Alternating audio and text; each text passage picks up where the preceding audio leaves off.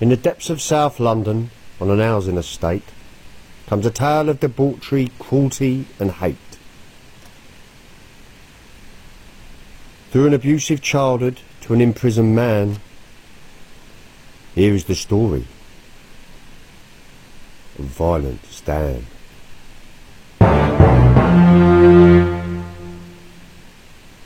Born to abominable parents, Doreen and Stan Sr., he was destined to have a cold-hearted demeanour.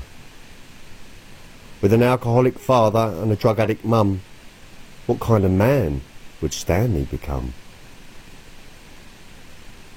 His old dear was crazy, his old man was nuts.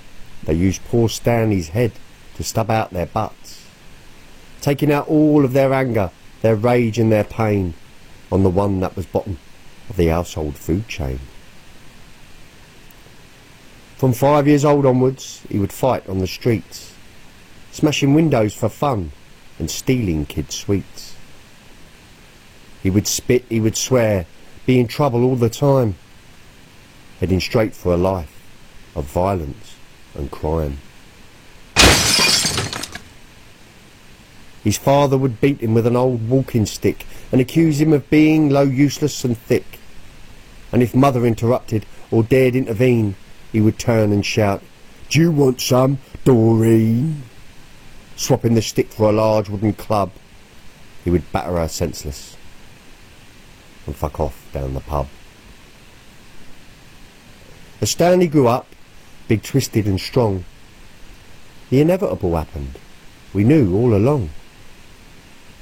By the time he'd grown up into a vicious young man, he was known on the streets as Violent Stan.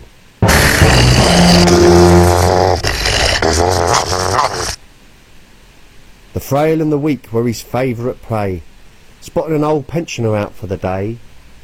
Struggling along with the bag she was lugging, she would to become the victim of Stanley's first mugging. Stood in a doorway having planned his attack, he showed her no mercy and jumped on her back. The old girl took flight and flew off her feet, sprawling her shopping all over the street. And just as she thought things couldn't get worse, Stan gave her a kick and said, "Give us your purse." As he bent over to grab it, she looked into his eyes and swore sweet revenge, much to Stanley's surprise. "I swear on this moment before I am dead, I shall get my redemption and cut off your head." People looked on with no intervention as Stanley ran off shouting, "Thanks for your pension." Young Stanley was a natural in his chosen vocation, and soon he had built quite a fierce reputation. As the crimes and the delinquencies became increasingly callous, he struck terror and fear with his cold-hearted malice. The night that he murdered his parents was foul. He came in from a night on the rob and the prowl. His mother, all wasted and loaded and grim, looked to his father who'd been on the gin. She said, "Look what the cat's dragged in off the street." Taking a swig from his gin, he staggered to his feet. "You sad little shit, where have you been? You think it all hard, I'll show you what's mean. As large as you are, you're still just a runt." Stan gave him a kick and said, "Sit down, you old cunt. You've ruined my life, so I take an oath. Before the night is out, I shall bludgeon you both." And true to his word, it didn't take long. With a bash and a match, his parents were gone. Taking a bottle of gin, he took a large gulp, and bludgeon he did, beat them both to a pulp. So as not to get caught, Stan had to conspire, so he covered them in gin and set them on fire. The pattern continued for a number of years, a trail of destruction filled with heartache and tears. With no care or compassion for the victims he picked, Stanley slipped up and was finally nipped.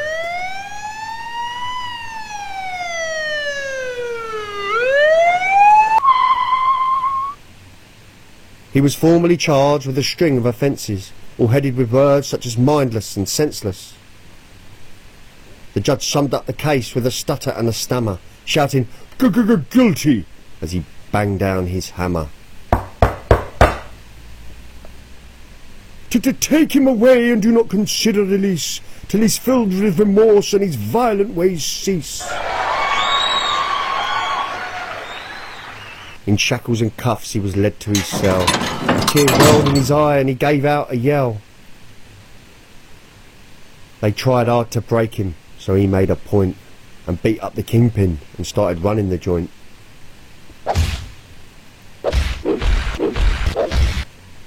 More hardened and nasty than ever before, Stan was finally released, and as he walked through the door, he growled at the world and couldn't wait to begin back where he left off before he went in.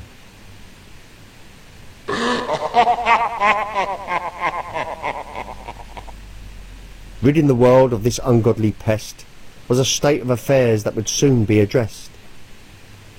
Jail was most certainly not the solution, but a frail OAP hell-bent on retribution. As Stan turned the corner, she was lying in wait, with eyes filled with loathing, venom and hate. With a sly little trip, poor Stanley was floored. She cut off his head with the samurai sword. She picked up his head, looked him straight in the eye. For 15 long years she'd been waiting to die. Oh, how I've longed for this day to arrive. It's the only thing that's kept me alive. And at the ripe old age of 99, I've cut off your head, and vengeance is mine. She'd been determined to die with a smile on her face, and beheading poor Stanley had been her saving grace. With a cackle of a laugh, she tossed down his head, then immediately turned and dropped down stone dead. For some this may seem a suitable tonic, for others it may seem rather ironic.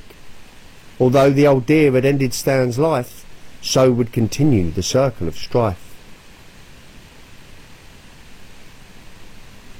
Not far from the scene on a local estate, Stan's bird's monthly cycle was now 2 weeks late.